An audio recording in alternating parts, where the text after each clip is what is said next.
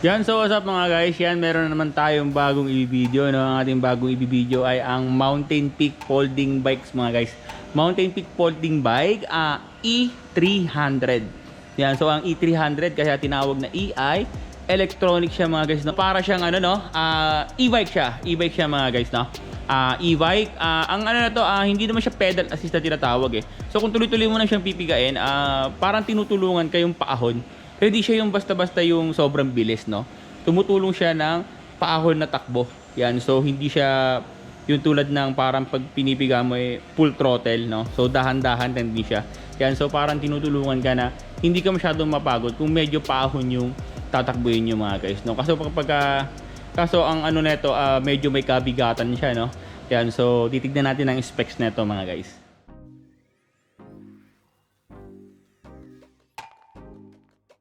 At pero syempre bago tayo magsimula, yan, pa-subscribe naman po, then pa-click ang notification bell para updated kayo lagi sa lahat ng aking video.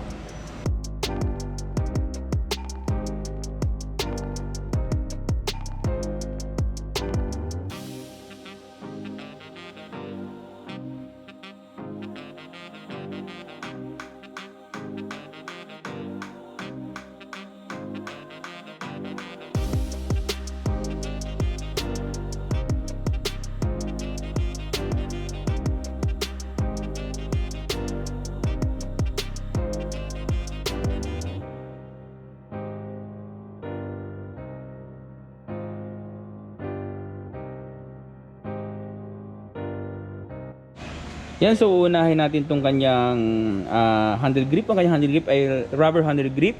And stock po yan ng Mountain Peak, no, sa folding na to, no, E300, no. Yan, so ang kanyang preno naman, no, ang kanyang preno, syempre Shimano hydraulic MP200. Yan, MP200. Yung so nakikita ito umiilaw, no. Ganyan po yung switch mamaya, napapaliwanag ko sa inyo.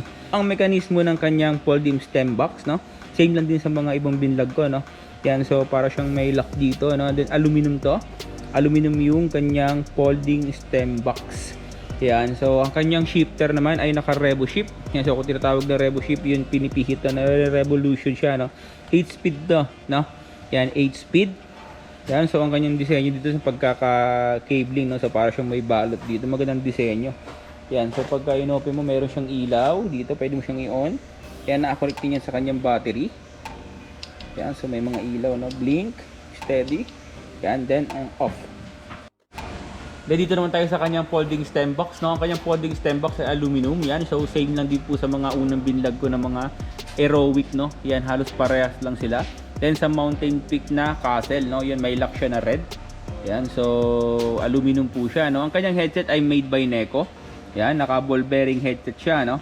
Yan, then ang kanyang fork ay steel fork. Yan, makikita niyo po. So medyo mapayat yung disenyo ng fork niya, no? Yan, then ang kanyang dropout ay naka 9mm po siya, no? Yan, naka 9mm. Then naka nut type siya, hindi siya quick release. Ang kanyang saddle ay made by Zeus. Yan, ang kanyang saddle ay made by Zeus, medyo malapot. Medyo malapot siya mga guys, no. So pwede siyang pambabae, no. Yan, so mga ganun, no, sa mga gumagamit nito. Medyo malapot siya, masarap siyang upuan, no. Yan, komportable siya upuan. Then super lambot siya kasi nga medyo malapad, then bulky, makapal. Then ang kanyang pasunod na folding pedal, plastic folding pedal.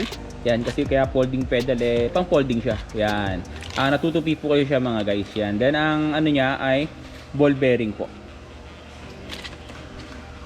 Ang kanyang seat post ay made by Mountain Peak, no. Ang sukat nito ay 33.9. Yan, so pang folding siya, no. Ang kanyang seat lamp ay quick release seat lamp ng aluminum seat lamp, no, made by Mountain Peak din po siya. Then dito naman tayo sa kanyang crank. Ang kanyang crank ay made by Pro Wheel. Yan, aluminum yung arm niya mga guys, no. Yan, naka single speed lang siya syempre. Then naka ano siya, no, square type lang po to, no. Then square type din po yung kanyang bottom bracket, sealed bearing bottom bracket. Yan. Then ang kanyang chain ay OK chain. Yan, okay po kasi nakalagay, no. Yan, OK 8 speed. Yan, OK 8 speed, no. Then ang kanyang RD ay made by Authentic Shimano Altus. Yan, 8 speed siya. Authentic by Shimano Altus. Yan, so makikita nyo ang kanyang cogs, no. Unbrand po siya. Gold in black cogs. 8 speed po siya. Yan, so ang hub nyo sa likod yan, nandyan po yung kanyang makina, no. So yung mga nanonood yan, pamilyar naman sa inyo itong makina na to, no. Yan, so yan. Yan ang makina ng e-bike na E300. Yan, E300 na folding bike mountain peak mga guys. Yan, so ang kanyang rotor sa likod ay same lang din sa harapan na 160 mm. Ang kanyang caliper ay labas po siya, no? Naka IS mount siya. So ang kagandahan nito mga guys, no, meron siyang pre na carrier, then mga fender mga guys. Yan, so naka fender siya, no, may carrier. Yan, nakikita niyo po, aluminum carrier yan mga guys. Yan, ay hindi, ano pala? Steel carrier po siya, no? Yan. Yan, meron po siyang pwedeng lagayan ng mga pamalengke or gamit nyo sa pamasok sa trabaho kung ginagamit ito sa pang bike to work. Yan. Then kaya e-bike siya mga guys, no? So yan, mapapansin nyo mga guys, no? Meron siyang susi na naka-attach dito, no? So nilagay ko na siya mga guys, no? Hindi kasi siya mag-on pag hindi mo ginamit yung susi. Ayan, so para siyang motor, no? Yan, so parang pag naka-off to, hindi mo basta-basta ma-on yung kanyang electronic. Yan, so naka-on na to mga guys, no? So titignan natin. Kung mapapansin nyo, ilo-long press natin siya, no? Yan, so yan, may umiilaw siya, no? Mag-on siya, no? Yan, so ang ano nito, kung ano yung mas malapit sa kamay mo, yun po yung nagpa-plus. Yan, so yun po yung nagbibigay ng andar sa kanya. So itong mga plus and minus, para siyang, yan, meron dito mid and high. Yan, so pag binaba mo siya low, mid, tsaka high, yan, kung magpa-plus ka. So ito yung battery, no? Okay, tama kung mahaba pa ba yung tatakbuhin mo. Yan, so ito po yung ito po yung indication ng battery. Yan, so bawas na po ng isang bar, no? Yan, so pagka mapapansin mo, pag naubos to, papadyak mo na lang. Yan, yan po si Moises Herrera, no? Yan, Moises Herrera. Yan, kaway kumain niya. Shoutout naman dyan. Shoutout mga guys. Yan, shoutout po sa kanyang mga guys, no? Yan, so ito po yung tatry na po niya, pipinutin niya po niya yung yung negative sign button, no?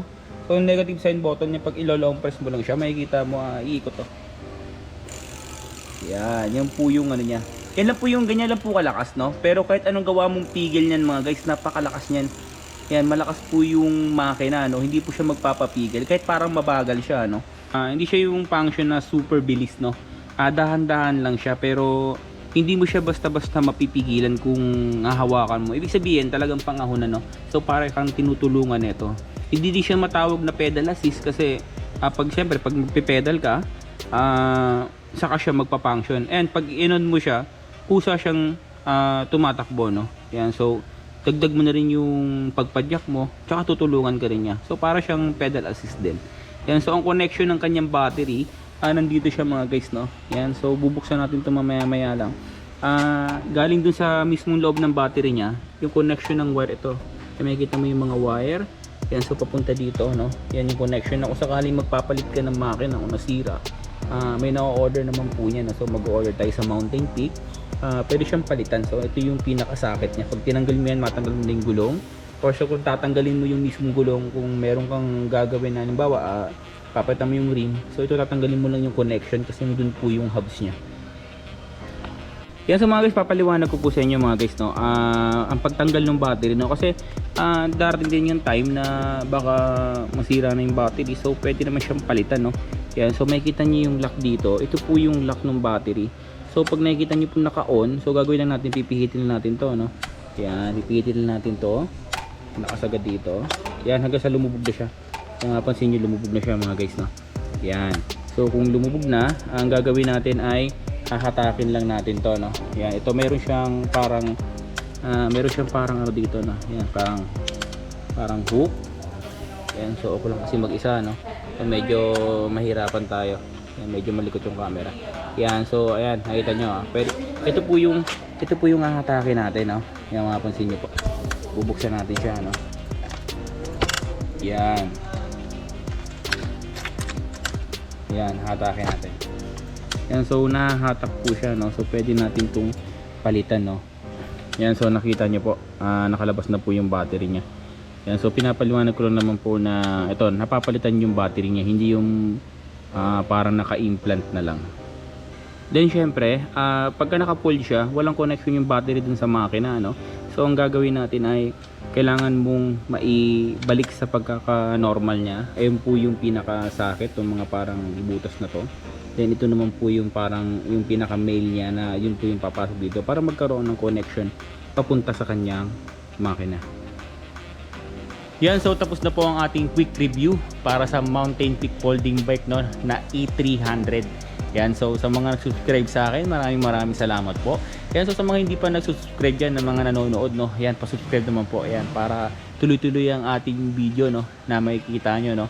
Yan, so para ma-enjoy mo rin yung mga video ko. Yan, so maraming salamat po. Thank you.